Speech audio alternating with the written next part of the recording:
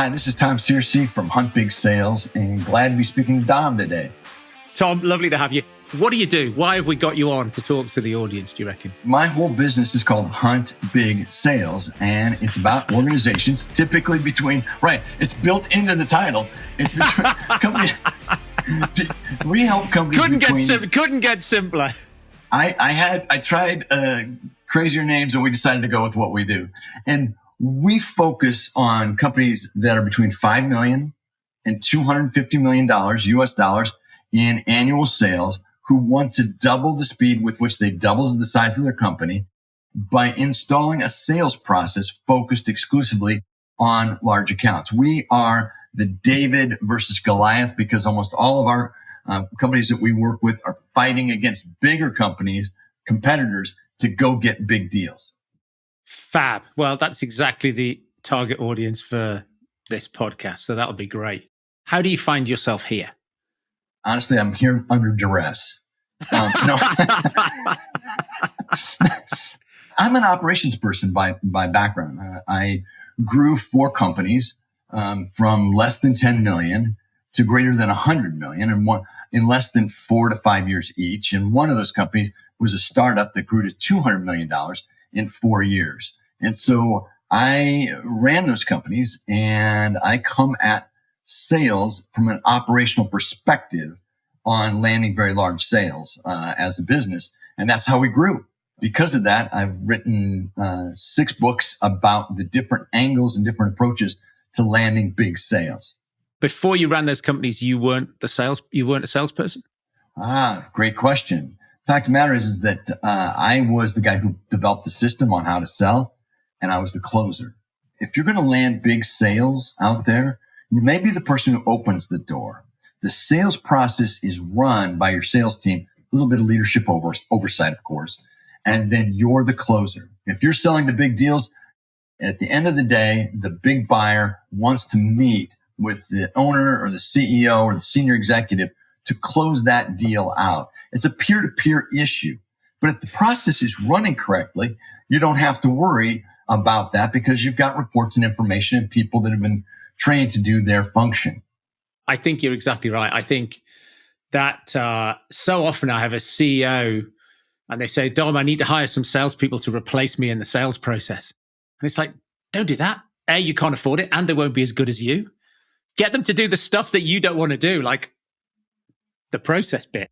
I will say this, and this is not a popular thing. So the 4 companies, I never had any more than 3 salespeople, ever, in any of those companies.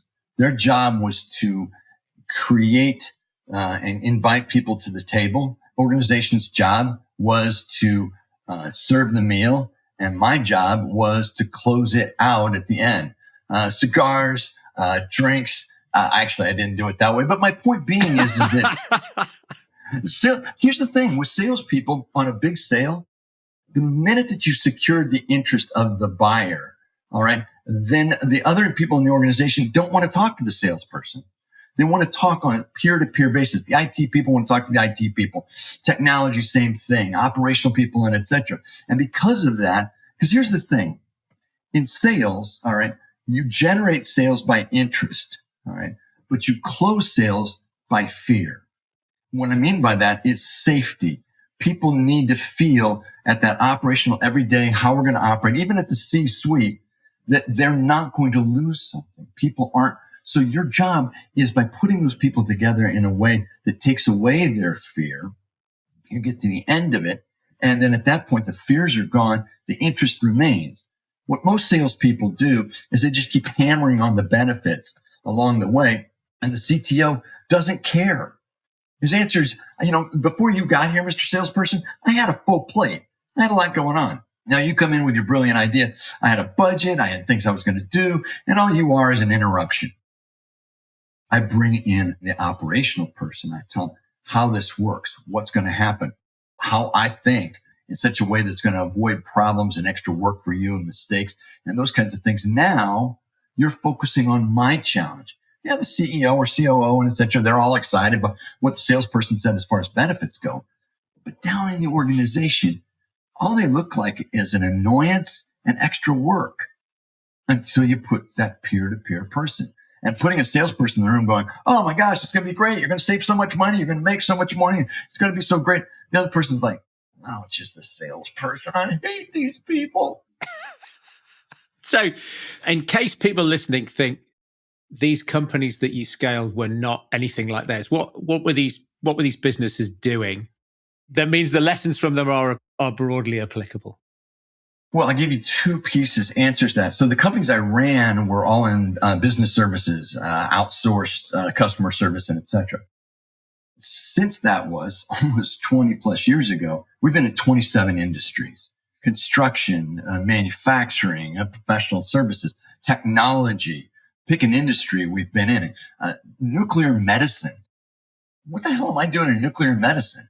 You install the process, and the subject matter experts know their roles at each of the stages along the way and are able to ask the questions and know how to help. Because here's the thing I really like about that group of people, that peer-to-peer group of people. They are built mentally and emotionally to solve problems. It's what they get up every day, and they like doing it. Don't ask them to be salespeople. Ask them to be problem solvers. And all of a sudden, the people who want to attend the meeting against their peer on the other side increases because new problem to solve. They like it. I was just thinking about a corporate finance business I did some sales training for. And I turned up on day one and said to all these accountants, so sales training then. And they're like, oh, we don't want to be trained in sales. Just felt it was slippery. And, there was no way anyone was going to come out of this room. They just felt dirty by being in the room with the word sales attached to it. And so I said, like, is the stuff that you do valuable? And they went, oh yeah. They said, look, if we get the sell side mandate for an entrepreneur to sell his business, we know that we'll do a better job than any of our competitors. We will get him more money for this life-changing, this once in a lifetime event than any of our competitors. I went, well, it would be ethical then, wouldn't it, to influence more of those people to pick your company to sell it? And they went, oh yes. Let's do some influence training then. And they went, oh, we'd love to do that as long as we don't do sales training. Well, I toured all over the UK, and I had an opportunity to do a lot of speaking. I learned a number of things about that particular audience. First thing I learned is if you don't insult them up front, you'll never keep their attention. So there's a sick desire that you go ahead and push on them. But the second thing is that you can't get a girlfriend or a fiance or a wife if their parents know that you're in sales. You have to declare that you're in marketing or you're in business development or whatever, because that's the only way, because that slippery sense in the UK. Here in the States, there's not that same attitude, but in the UK, there is that slippery sense. But I like what you just said. And that is when you went to the financial planners, your statement was, look, I don't want to talk about sales. I want to talk about how you solve problems. And their eyes lit up and they were now engaged. I want to wind back to, you said, look, I never had more than 3 sellers. So the sellers would open the door. The people in the middle would do the problem solving, and then I'd close it at the end. So let's step through that in a bit more detail for people so that they can think about how different that is to the way in which they've got their current sales process laid out in their organizations. Well, Dom, pick an industry and I'll walk you through an example. Marketing agency. Agency. So B2B marketing agency. So that's who I'm selling to, or is that who's selling? That's who's selling. Okay. So you pick something. No. We'll take Team A as the sales organization, and Team B is going to be the buying organization. So I'm a marketing services company, and I'm approaching an industry that has marketing services that they purchase. And let's say it's a manufacturing company. Possibly it's better to say a medical device company. All right. And the first thing I do when I walk in that, I've done all of my research so that I walk in. And what do I know? A lot about their company? No. My research is about their customers and about their competitors and about their marketplace. And I get an opportunity to talk to them on the phone at senior level. And I say, hi, I know quite a bit about your industry, but I'd like to get a little bit more information. Really quickly, the folks that we work with typically have one of 3 problems. Either number one, they're known for the wrong things. Number two, they can't get into the right person who would understand the right things. Or the three, they are entering into a marketplace they've never been in before and no one knows them. So those are the three problems that we have. Which of those problems is the core problem that you have?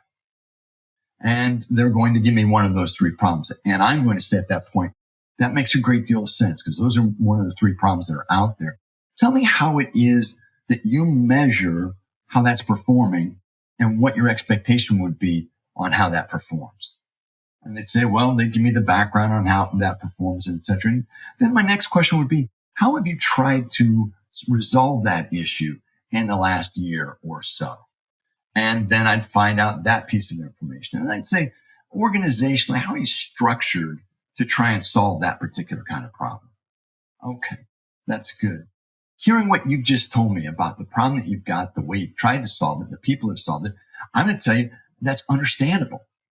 Our organization helps companies to solve that problem or the other two. We don't focus on anything else. This is our specialty. Let me walk you through the first things we do along those lines. I'd like to hear what you think.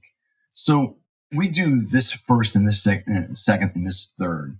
How does that line up with you think about as a difference against the way you're trying to solve that problem right now? That's pretty significantly different. Well, organizationally, you told me that these particular people are the team that you've got. It seems that it might be beneficial if we got the folks that we've got on our side to meet with those particular people and kind of talk about how they could work together and how things might work together. Does that make sense to you as the next step? Yeah, it does. That's great. To make that work, and I'll tell you right historically how that works, I would like to ask you to let them know that we're going to have this meeting, that this is your expectation of what you're going to get out of the meeting, right? And to put some urgency that this meeting has to happen in, say, the next week. Can you do that for me? Send out an email or a Slack or however it is you communicate your organization to lay that out. Yeah, that's great. Who's the person I should put on point to help take this through? And they put somebody on point. I said, that's great.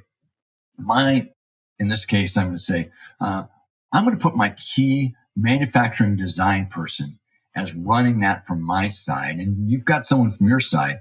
All right. We're going to build that agenda together. Those two are to make certain that we're getting everything done in that first meeting. That is how that call would go. And you'll notice it starts out with questions. The only thing I declare is that we're uniquely capable of solving three problems. And then I ask them, which is one of those problems is the key one that they're having right now. Yeah. Is that different than you here? Well, look, I was with a software company the other day looking at their sort of go-to-market. And I said, please stop demoing the software. Right? Like, you know, you've been selling this software for 20 years. I'm sure it exists. Right. And then I bet if you went and looked at a recording of your demo, somebody would say, hey, let me show you the login screen. That's because, of course, nobody else has a login screen. Right. It's like they just managed to create a software demo that couldn't be duller. Right. And they said, well, you know, what happens is we turn up and there's like 7 people sitting like that. I said, well, don't let 7 people come to the meeting. You know, talk to one of them, do something different. You know, otherwise you're just going to look like everybody else. You're going to show up as a vendor, not an expert. But I'm interested because in your model, that once that session with the problem solvers is set, salespeople, job done, go find somebody else to talk to? Or are they then managing? That's right. You just said it well. The salesperson is managing the cadence of what is occurring.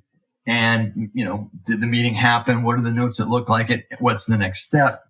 And also the person that opened the meeting with the agenda closes the meeting out with the next step statement, and that the salesperson will be leading, getting the contact and the information and how we do that. And so the salesperson is there, but they shut up. They generated the interest. If they come in at the end, they're maintaining the contact at the highest level of the organization. The minute that they drop into the middle of that organization, they've already lost credibility, even if they're the most knowledgeable person about the software. I love what you said about the software people do. They start off at the login screen. Who cares? Start off with the question of what is the problem that we're trying to solve? I believe that your software exists. You've been around a long time. It's just easy and lazy.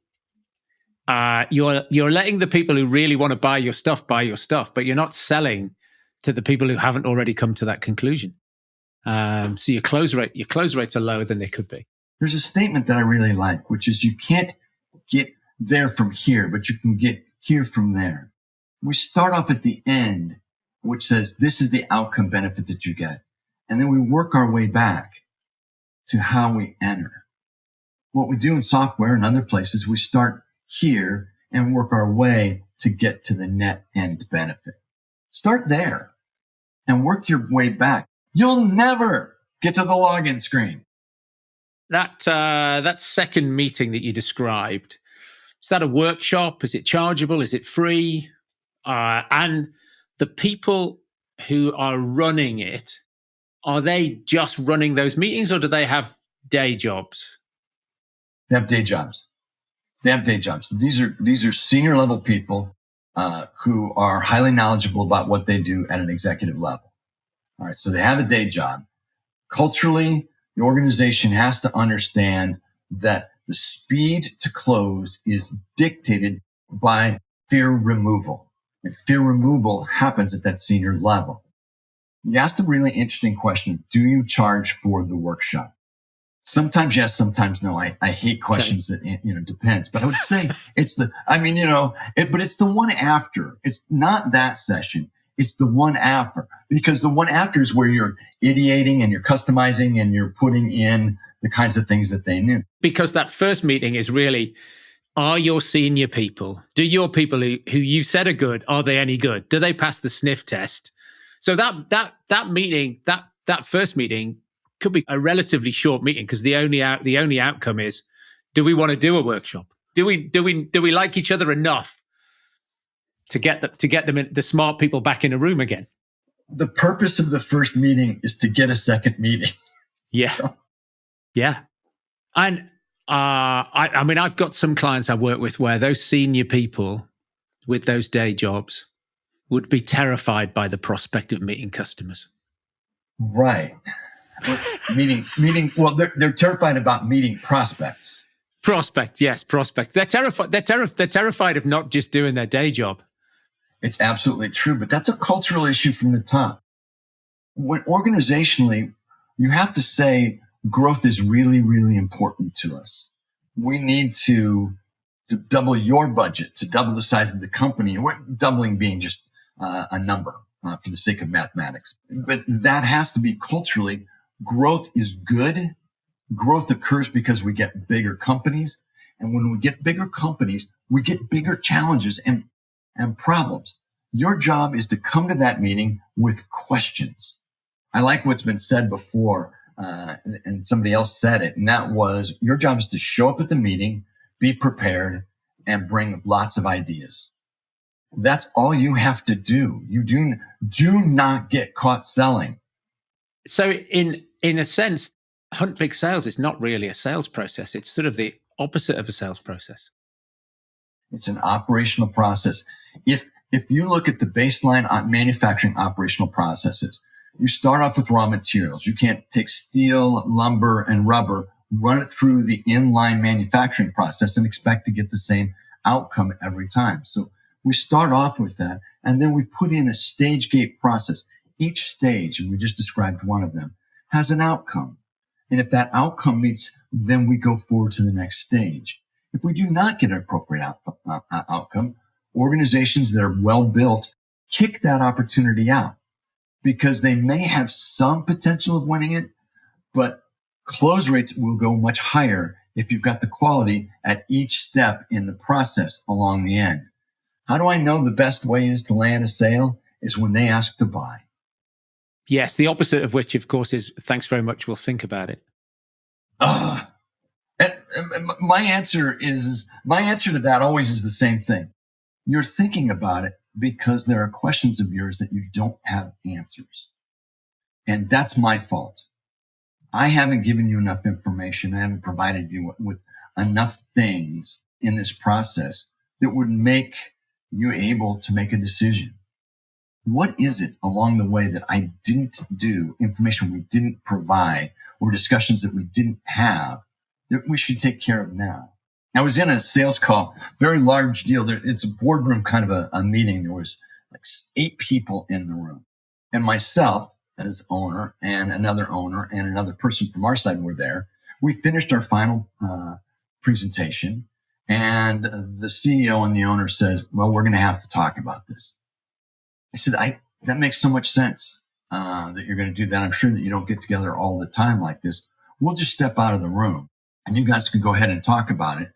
And then when you're ready, just go ahead and have us come back in and let us know what your decision was.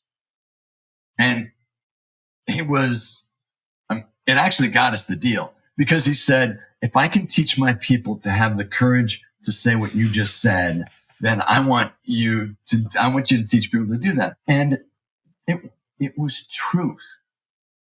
They would have not talked about it as a thorough group. And it would have delayed the process. And we all know time kills all deals. There would never be a thorough discussion. There would be water cooler conversations.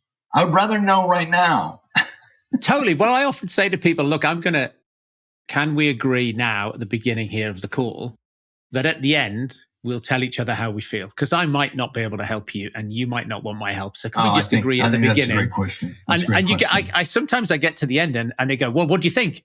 And I'm like, what are they talking about? Because I've completely forgotten that we'd said that at the beginning. So they go, well, you said, do you think you can help me? And it's like, oh, they want to buy. Oh, okay. Yeah, I can help you. Yeah. Yeah. So I love that. I love that. I just want you to know right now, I'm stealing that completely. You'll find it it'll be in my next book. And I'm going to tell you right now, here's the other thing, Dom. Only rookies footnote. This is just going to come out like it's my own information. When you're thinking about putting together a process and you said, look, we go through a number of stage gates, is it complexity? Is it value? Is there a typical number of stage gates? It's typically between 5 and 7. And first stage is, have we correctly identified the problem based upon what the senior executive said, and the next group is down, because they're all in wanderlust. And this group right here has to be, aligned with the first goal. The second thing after that, so the first one is getting connected. The second one is getting the chemistry right. Third one is ideating out what it looks like after we're moving forward and we're successful. Fourth stage is what we would call a problem overview presentation, which says, did we get it right between everybody? And now can I build a proposal? Because I cannot tell you the number of companies who build a proposal that misses the nature of the problem everyone has agreed to. So I get them all to agree this is the proposal or problem, and I go to the proposal. And then the proposal at that point is a fait accompli. They've already agreed to it. If I've done a decent job of making the size, price qualifying, I've previewed the proposal and I can get the close. I don't believe proposals are Christmas presents. I don't believe you open a proposal and look at the ideas for the first time. I should have demonstrated those, forecast those, seeded those in advance. They get the proposal and they say to themselves, this is a lot like what he said was going to happen, or that team said was going to happen. And we agreed to it along the way. The operations people who would normally be against you, their fingerprints are on the answer. And then you've got you doing the closing. As long as the senior executive's there to do the closing, I do it. I say the least. In the closing, I say the least. We do the proposal presentation. We ask if there's any questions. And I simply say this: I want to let you know that you are in our top 10 clients. And if I can be candid, you're inside of our top 5. You will get my personal attention every day. Many, many large companies who are selling you, their feet hit the floor when they get up in the morning and they think about their biggest shareholders. When my feet hit the floor, I'm thinking about my very biggest customers, and you're one of them. So I want us to be partners doing this business. That's my statement. And I will tell you that that statement has a great deal of power in it, because they know that if I'm competing against a big company, the idea is going to be that they're going to hit their biggest shareholders. I'll tell you one more that's what I call poison the well. And the poison the well statement to prospects is this: ask all the other competitors along the way who their ninth biggest customer is. And they won't be able to tell you. Because why? Because they only think about the first 5. If you're not a part of the first 5 or part of the first 10, then you're going to be one of the people who is forgotten. You won't be forgotten by us because you're that important and we do that work for you. It's a great poison the well approach, because if I'm going against competitors, they've just put themselves in a position to ask that question, and the other person immediately steps into that dangerous position of looking like they're a big company who doesn't care. I've got another one which I didn't. It's not mine. I stole it from somebody. But fair enough. What I would do is I would say, look, here's what I think you should do you should ask me this question, and if you ask me this question, you need to promise me you'll ask the same question of all of our competitors. And they go, okay. I say, you'd probably like a reference from one of our customers. And we all have 5 references that we're going to trot out. Okay, pick any letter of the alphabet and I'll get you a reference from that letter of the alphabet. That's great. And so, because I say, look, we've got 100% referenceability. So like, I might not have a customer with an R, but I'll find, ST, I'll tell you who they are and you ring them. Right. And they go, oh, I like that. Right. We like and that. Somebody says, right? What if I say X? And I'd say, well, we should never have that letter. X really is, X is really KS. If you think about what it sounds like, I've got a reference with K. I have a K. It's just, and then it's just, they go, okay, I like it. It's the same. Because I think that, I was saying before we'd had Matt Dixon on and we were talking about, why did deals stall? And I think particularly in this group that we were talking, the size of company that you're working with and the size of company I'm typically working with, we are up against a big competitor. We're the risky option, right? And so, that's what you're doing with the CEO. You're sitting opposite. He's thinking, I could go with Accenture or I could go with IBM, but I'm not. I'm going to go with Tom and his crew. How do I de-risk this for myself and for the company?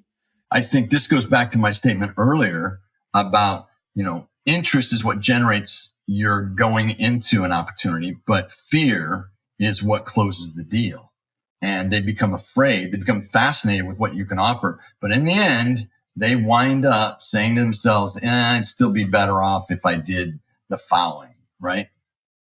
Or did nothing.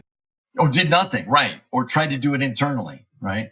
Yeah. So, and you see it all the time. So it's frustrating. What's one or two other things that we haven't spoken about thus far that we should nuggets that, throw these in and it'll get people to go and buy The Secret to Big Sales, make you a millionaire as an author? Well, I wish that was possible. I don't believe in that particular perspective on it. For me. Yeah. I would tell you right now that only the informed will survive. If you look at what's going on with sales right now, and U.S. Department of Labor Statistics has done this, it may translate over to the UK. What happens is that all the roles that the technical salespeople who just went out and they sold $20,000 pieces of machinery or whatever, or the people that are technical who go in and they service this kind of information, that group of people, they're diminishing those in size through technology, FAQs, YouTube, online chat desks, and bots, and those kinds of things. So they're eliminating those positions.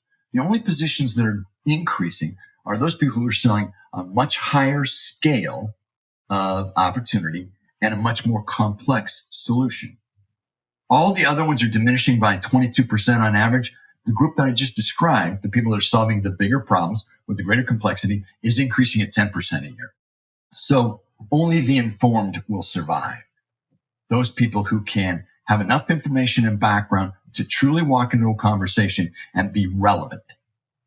I like that as a question when I'm interviewing sales leaders or salespeople for a client, which I do from time to time because I enjoy it. And I'll say, so what was the last thing you learned as a salesperson? Like, tell me the last sales book you read. Like 9 times out of 10, this person just looks at me like I'm completely mad. Like, I read about selling as a salesperson.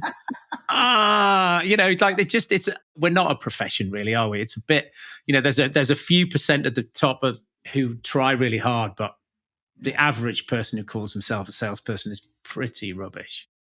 I would have to agree. You have to invest in your craft. You have to invest in your craft, and it's a craft to be effective. The Challenger sale, although the book's been out for a great deal of time, is one of those that I believe is an investment in your craft. Alex, can't remember his last name, wrote the $100 million offer. And it talks about a variety of ideas that when you're speaking to a buyer, what are they considering along the way? I got to tell you, when I saw this book, I thought, oh my God, this is just going to be, stupid. And, and I was very aware how really smart I was. No. I mean, I'm a guy selling out in the marketplace, dealing with particular issues, but I'm not dealing with all the issues that these folks are dealing with. And, invest in your craft. If you pull away 1 or 2 nuggets out of any of those books, it is worth the effort. I'm going to tell you one other cheat. You go to AI and you've been told that a book is really good, and you simply type in, summarize this particular book, it gives you all the nuggets. And then you simply take that nugget and you say, expand on, and you give that nugget. You can go through some of the most amazing sales books that are out there, and you can get to the nuggets. Now, sometimes the nuggets say, I've got to read this book. I want to read this book cover to cover. But if you're going to be excellent at your craft, speed has a value in your research and in your time. What about commission, sales commission? Are you a fan of sales commission? So thank you for the loaded question. Here's what I would say about this. The sales process that I described to you earlier, right, obviously has many people who participate in the securing of that sale. Yeah. So, or the losing of that sale, right? So people along the way, the salesperson's like, we got to the technology side and we blew that meeting. And I was on that meeting and I'm constantly trying to recover from what the CTO is selling or talking about or whatever. I believe that you're really looking at an 80%, 90% range of what compensation looks like as base salary. Okay. And then the balance of that moves up into commission opportunities or in achieving certain kinds of goals as far as quality of meetings that you're supposed to have. One of the companies I'm working with right now that's tripled in the course of the last 6 years. Huge. $300 million to $1 billion. Their salespeople do not receive commissions. They have expectations of the quality of meetings that they will set and the step that will take into the set. And if they hit those, then the selling responsibilities move into the organization's ability to take this through to close. And so those things are laid out in advance. I think Challenger Sale, it may not be Challenger Sale, maybe in one of the other books I read, talks about the future of sales operations, which is that integration of selling and marketing and handoff. And I think that looking for a way to share in the benefit of closing is important, but to get salespeople to be effective on long cycle selling, you have to come up with a different compensation. Commission drives you to transactional selling. So things that'll close in 2 months or 3 months. If you're selling longer sales cycle, then you are truly discouraging your sales person from getting out there and selling what you really want to sell. And it drives, I was going to say envy. I'm not sure that's the right word, but it's irritating to all of the other people who are in the process where they get to the end and they go, sales guy opened the door. He did a really good job of that. But actually all the guts of that, the value wasn't them, Well, the other side of it is we can add to that, Dom, which is second year contract. Did the salesperson have much to do with second year contract? No. People grow because what? Because you did a great job in the first year, not because the salesperson came in and did a better explanation of why you hadn't done very well. Yes, like paying the sales guy on renewals. It's like, no, don't do that. Make it programmatic. Let's just let's take them out the jigsaw. I'm a bit mean. I don't mean to be mean, but I push salespeople in the interview process, or I have in the past. And that is the first thing I say is that, I really don't like salespeople very much.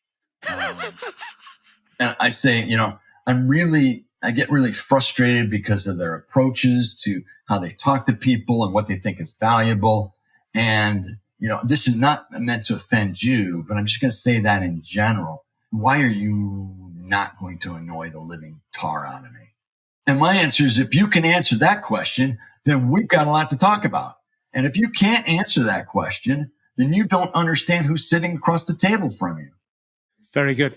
Tom, what books should people read along with, the 6 books that you read, which are magic, and, listen to your podcast? Alex Hormozi's book, The $100 Million Deal, and Challenger Sale would be 2 of the better ones that I've seen that are out there. There's a book that's coming out that hasn't been titled yet, but it's by a guy by the name of Tommy Schaaf.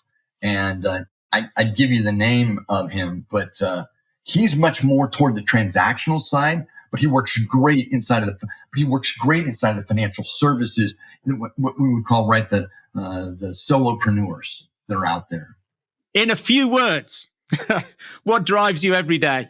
I want to get to 100,000 sales organizations that are David beating Goliath out in the marketplace.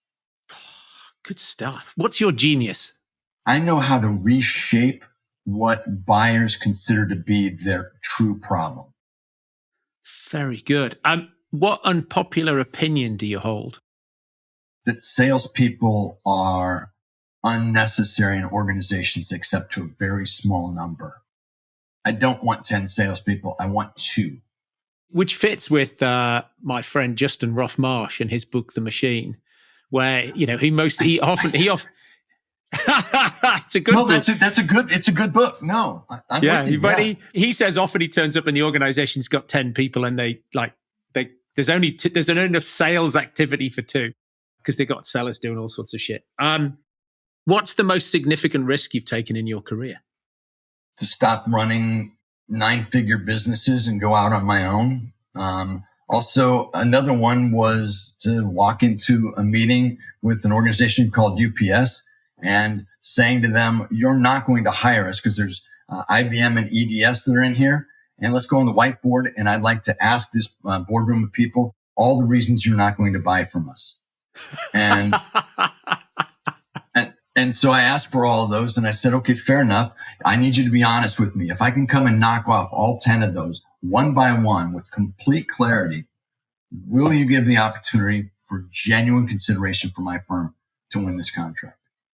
How do you measure success? Not in business, but in life? Time. Time is the only thing that I can't replicate. That I can earn more money. I can make more friends. I can do an awful lot of things, but the fact is the ability to choose how I spend my time that is how I measure success. If you think about your eulogy and your legacy, what do you want to be remembered for? I want to be remembered for mentoring and being with people at points in their life where they were going to take a left turn or a right turn and walking with them to the point of their choice. Have you got a good story there? I have a number of them, but one of them would be a company where a person was making the decision between selling and continuing to move forward. And I walked with her for 6 months. She came to the decision of selling it at that particular point, but the conversation started somewhere else. I had a young man who was making the decision between moving into business or potentially entering the military. And he needed somebody, his father wasn't really available to him, to walk with him through that particular decision. couple of years ago, I got a call on a Sunday afternoon from some young man who'd found me on LinkedIn. And he said, I'm thinking about whether I should go to university or not. And my dad thinks I should, but I want a second opinion. Never met this guy before, but he rang me up and I said, he then joined us. I said, go, don't go. But if you want to get into sales, that was why, the conversation was, should I take a job in sales? So I pointed him in the direction of an organization I knew would like the fact that he could ring somebody up he didn't know on a Sunday afternoon. And that was probably a skill he had that it would make him hireable. And I put him in touch with somebody and they hired him. And he didn't go to university. But I love those things. They're just great, aren't they? What's the most recent thing you've learned? AI. The amount of information I can garner in research so that I am better prepared, better knowledgeable. I can ask questions about industries that people are going into, challenges, trends, legislation. I can get all that. Would have taken me days. It takes me half an hour to get the queries done. Now it's not 100% of what you need, and it's not 100% accurate, but it will point you in a direction to ask better questions, to find out the balance of what you need. It's the background, right? It's the background information. If you use it as your exclusive source, that's dangerous. But if you use it as your starting source, it's better. What's the biggest myth in business? People are more important than process. Okay. Process is the most important thing, not the people. I hate to say it. People disagree with me all the time, and I will tell you, people are, okay, now I'm going to get in trouble, Dom. Okay. All right. Here's the thing with people. All right. People ride the elevators. All right. People are tourists inside of their business, inside of businesses. This hasn't always been true, but things have happened dramatically in the world in which loyalty does not hold people in place. So process stays as an asset, and people can be poached by your competitors. They change their lives. And so I want to build assets. There was a time. I lived in this time. I'm old enough to have lived in this time that if you hired somebody, that they would stay with you and go through the thick and the thin and the challenges and etc. It's not the case anymore. Process allows you to put people in more rapidly into a system in which they're successful or not successful, and to trade them out as they make choices to leave your organization for reasons over which you have no control. That's the myth. I'm going to hire somebody you and I are old enough to know what a Rolodex is, but I'm going to hire somebody. I'm insulted. It's the wisdom, Dom. It's the wisdom. Yeah, no, I know. I'm only teasing. And I've got one last question for you. What's the worst business advice you've ever received? Boy, that's tough. Worst business advice I ever received. Stay in your lane. You're an ops guy. You're not a technology guy. You're not a this guy. You're not a salesperson. You're not a whatever. Stay in your lane. Terrible advice. That's brilliant. It's been fantastic chatting with you today. Thank you for coming on. Oh, what a pleasure. Dom, I really appreciate it. It was great. Thank you.